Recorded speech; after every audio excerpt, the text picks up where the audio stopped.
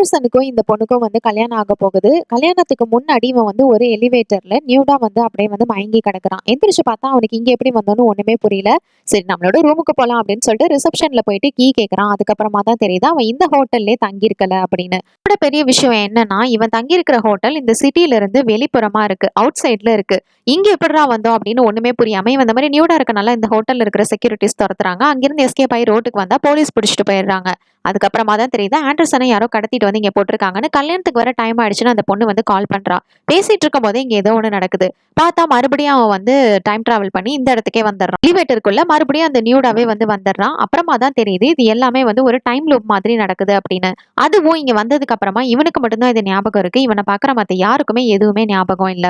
ஒரு டைம் லூப்ல தான் ஆண்டர்சன் வந்து இந்த இடத்துல மாட்டிட்டு இருக்கான். இந்த 1 ஹவர்க்குள்ள சிட்டிக்கு வெளியில இருக்கிற இவனோட ஹோட்டலை கண்டுபிடிச்சு அந்த பொண்ணை போய் கல்யாணம் பண்ணுவானா. இந்த டைம் லூப்ல இருந்து எப்படி வெளியில வரான் அப்படிங்கிறது தான் இந்த பிலிமோட ஸ்டோரி.